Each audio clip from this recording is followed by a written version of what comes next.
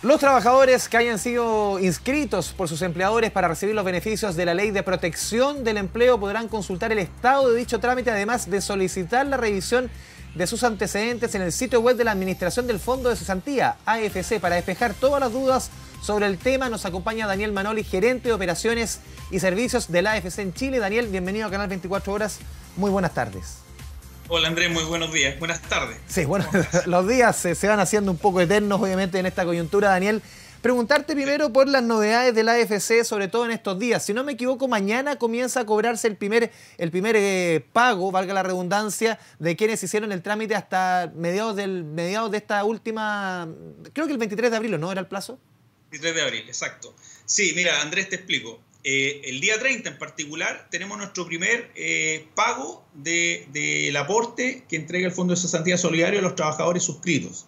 ¿Esto qué quiere decir? Quiere decir que los empleadores que se metieron a nuestro portal, que estuvo disponible a partir del día 15 y va a seguir disponible de aquí en adelante, y suscribieron trabajadores en una adecuación de un pacto con ellos, un pacto de suspensión, a partir de esa fecha, o por retroactiva también puede ser a partir del 18 de marzo, van a ser considerados en el pago del día 30 de abril, siempre y cuando suscribieron antes del 23 de abril. Por lo tanto, esa es la inauguración del primer pago que nosotros vamos a realizar los próximos días. Mañana generamos la información y la pagamos electrónicamente. En el 94% de los casos lo vamos a pagar electrónicamente a la cuenta que nos indicó el empleador de su trabajador. Daniel, también, ¿cuáles son las principales dudas que han recibido ustedes? Abrieron este canal, creo que el día de ayer, para recibir preguntas de todo tipo, de miles de chilenos que empresas que han acogido a trabajadores para recibir estos dineros. ¿Cuáles son las principales dudas de quienes han requerido justamente información?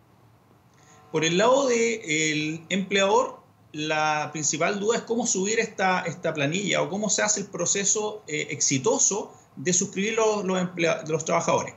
Lo que hemos encontrado es que hay algunas planillas que se han notificado que no tienen el formato correcto para poder ser procesadas. Eso quiere decir que es importante que los empleadores sigan al pie de la letra las instrucciones, donde el primer paso es descargar el archivo, el cual tiene que ser llenado. Eso es lo primero. Lo segundo es descargar las instrucciones de llenado. El qué tengo que poner en cada campo, qué codificación debo asignarle, etcétera, etcétera. Y luego eso es simplemente subir esta misma planilla una vez terminada de llenar con cada trabajador, y ese proceso es revisado en forma automática si acepta o no acepta en ese minuto. Dado por aceptado, queda pendiente el procesamiento de este archivo para contarle tanto al empleador como al trabajador si cumple los requisitos y por ende estar aprobado, y informarle los montos de los giros, en definitiva, que se programan, o si está rechazado por alguna condición de cumplimiento de los requisitos de esta ley, también va a ser informado. Daniel, ayer la ministra entregó el segundo balance, pero ya un poco más completo, ya prácticamente a 3 semanas de iniciado el funcionamiento de esta Ley de Protección del Empleo, 66.000 empresas que se han acogido, 516.000 trabajadores que están con sus contratos suspendidos. ¿Ustedes esperaban este volumen de trabajadores a los cuales se les congeló derechamente el contrato? Sí, de alguna manera nosotros el día 8 de abril levantamos un sitio de inscripción que duró la vigencia hasta el 15. Sin embargo, no es un restrictor para que puedan suscribir en adelante. Y ese sitio nos entregó una aproximación que se está cumpliendo en base a lo que se está suscribiendo. Estamos muy próximos a lo que ya se había inscrito en ese sitio de cumplirse. Ahora, lo que no significa que todos los que se inscribieron, que algunos se inscribieron con fechas posteriores de inicio de suspensión, vayan a ser pagados el día 30. Vamos a tener fechas de pago el 30, el 7 de mayo también existe una fecha de pago, y luego desde esa fecha en adelante, todas las semanas tenemos posibilidades de ir pagando a medida que vayan suscribiendo los pactos de aquí hasta que dure la vigencia de la ley. Por lo tanto, sí te diría que estamos muy cerca del número que originalmente se había inscrito, pero no hay un requisito de que sean solo esos los que vayan a suscribir. De aquí en adelante pueden seguir haciéndolo las empresas que empiecen a acogerse a esta suspensión. Salvo que no haya una cuarentena, Daniel, tiene que ser de mutuo acuerdo esta ley de protección del empleo. Un caso que ha sido muy llamativo es el caso de Blanco y Negro, es el caso de Colo-Colo. Ha llamado mucho la atención, es un caso casi emblemático a esta altura, el club más popular de Chile, una de las empresas más conocidas. A ver, ¿por qué Blanco y Negro no necesita este mutuo acuerdo para acogerse a la AFC? Y también otra pregunta, ¿cuál es el acto de autoridad al que apelan los equipos de fútbol para acogerse a esta ley de protección del empleo? A ver, si como cualquier empresa, Blanco y Negro no debería estar distinto, digamos. De alguna manera, si hay un acto de autoridad que impida que en su cercanía donde realiza la actividad laboral o su actividad económica pueda funcionar, el acto de autoridad es el que le está imponiendo la restricción. Por lo tanto, pueden suscribir esa modalidad de suspensión.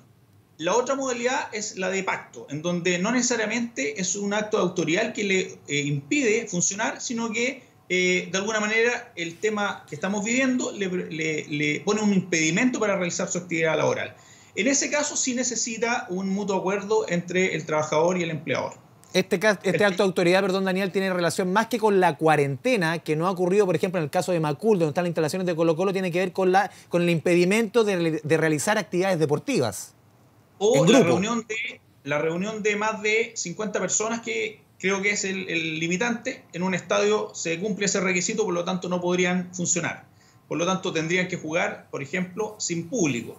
Y ahí tendrían que ver si es que está o no impedido de realizar su actividad que le genera la remuneración o que le genera el lucro en definitiva como Blanco y Negro lo haría. Entonces, si no hay entradas que se cobren, bueno, puede ser. Pero bajo ese esquema ellos tendrían la facultad de determinar si fueron impedidos de realizar su actividad económica y declararlo así en la declaración jurada que tienen que firmar al momento de suscribir la planilla. Eso, de alguna manera, tiene que ocurrir. Daniel, sí, solamente un dato. Si se aprueba, justamente porque hoy día se le pidieron más documentos a la gente de Blanco y Negro, si es que se aprueba esta solicitud de Blanco y Negro, ¿en cuántos días los trabajadores debieran recibir ese sueldo? Si es que se aprueba, por ejemplo, el día de mañana, se aprobase este documento, ¿y cuál sería el sueldo tope que recibiría un jugador de Colo-Colo? A ver, dado que suscribieron posterior al día 23 de abril, o al menos el primer intento, con un archivo rechazado porque básicamente no cumplía la forma, que eso es básicamente lo que le pasa a Blanco y Negro y a muchas otras empresas que no han respetado el formato de subida de esta información, como ya está fuera de ese plazo, no se pagaría el día 30, se pagaría posterior, siempre y cuando los trabajadores que están suscritos ahí estén calificados como parte de los requisitos que debe cumplirse por esta ley. Ahora, el cuánto van a recibir, como cualquier trabajador suscrito a este proceso, es el 70% para el primer giro de la renta promedio que tienen en los últimos 3 meses con las cotas que tiene el modelo de cesantía. O sea, un jugador que gane 40 millones no va a recibir el 70% de los 40 millones. Estamos hablando del tope de la renta imponible que tiene todo trabajador en esta mirada. Por lo tanto, no es un libre monto, sino que es bien acotado. Y además de ser acotado a ese monto de la renta promedio de las 3 últimas liquidaciones o las 3 últimas cotizaciones que se han hecho, informaban esas cotizaciones, nosotros además la ley exige que sea progresiva, descendiente, desde el 70% el primer giro, el siguiente 55%, 45% el siguiente, y así sucesivamente hasta estabilizar en un monto para los 5 giros si es que tiene un contrato, obviamente, de forma indefinida. Daniel, nos llegan preguntas, sugerencias, comentarios a través de nuestro hashtag Noticias24. Obviamente es una noticia muy atingente este tema de la Ley de Protección del Empleo. Aquí nos están preguntando, Paco nos pregunta, con 7 cotizaciones consecutivas desvinculado en enero del 2020, con fondos en AFC disponibles y habiendo tenido contrato indefinido, ¿por qué no se puede cobrar el seguro de cesantía? Nos pregunta esta persona. A ver, en el tema del seguro de cesantía, que ya nos cambiamos de proceso, el proceso tradicional que maneja AFC es el seguro de cesantía, no esto de la Ley de Protección del Empleo. En el caso cuando pierde el empleo, lo que se exige como cotizaciones es un mínimo de 12 cotizaciones para el caso de un trabajador con un contrato indefinido que se ha terminado y 6 cotizaciones para un contrato a plazo o por obra que se ha finalizado. Por lo tanto, si son 7, estoy asumiendo que la restricción se la da porque su contrato era indefinido y cumple solo 7 de las 12 que debe cumplir. Estamos conversando con Daniel Manoli, el máximo representante de la AFC en nuestro país. Un tema súper contingente, lo hemos dicho durante los últimos minutos. Revisamos la siguiente pregunta, Daniel. Mi empleador me suspenderá el contrato por 5 meses, según él. No tengo la opción, por eso en Chile no existe. ¿Es factible la suspensión por tanto tiempo y cuánto recibiré de ingreso durante ese periodo? Sí, es factible mientras esté la vigencia de la ley. El pacto inicial que se genera para un contrato indefinido es una programación de 6 giros. Esos 6 giros se programan en la cadena, como hablamos hace un rato, del 70%, el 55%, el 45%, el 35% y se estabiliza en un 30%. Eso, de alguna manera, ocurre calculando el promedio de las 3 últimas remuneraciones que ha recibido ese trabajador y se le aplica ese monto. Ahora, el tiempo que dura va a depender de que si el empleador se siente aún en ese periodo perjudicado por la situación que estamos viviendo como país.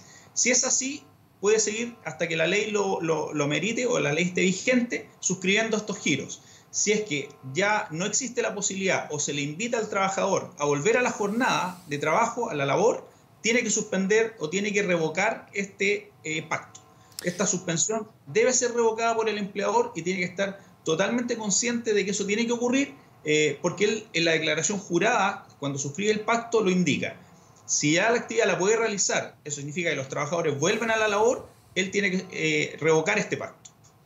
Daniel, otro punto importante tiene relación con que hoy día el próximo jueves comienza una serie de cuarentenas dentro de la capital. Hay varias comunas que se van sumando, lo entregó hoy día la información la autoridad, por ejemplo, parte de La Pintana, parte de San Ramón, Estación Central por completo, Independencia por completo, Angol, Victoria. ¿Cómo cambia justamente un trabajador que su labor, por ejemplo, esté en una de estas comunas? ¿Cómo cambia el panorama respecto a la decisión de la empresa? Y derechamente el tema de la suspensión del contrato es ipso facto. Sí, la suspensión se puede realizar mientras dure la vigencia de esta ley. Eso significa los 6 meses publicados hasta ahora. Si de alguna manera en los subsiguientes meses empieza a ocurrir la situación de las comunas que tú me indicas, pueden suscribir en ese minuto el acto de autoridad, que es una de las opciones, en donde es unilateral por el empleador el hecho de verse afectado por esta situación, por el acto de autoridad propiamente tal, o puede suscribir un pacto de mutuo acuerdo. Eso siempre va a existir la posibilidad durante la vigencia de la ley esté disponible. Daniel Manoli, gerente de operaciones y servicios de la AFC Chile, muchas gracias por esta conversación súper instructiva con Canal 24 Horas. Muy buenas tardes. No, muchas gracias a ustedes por informar.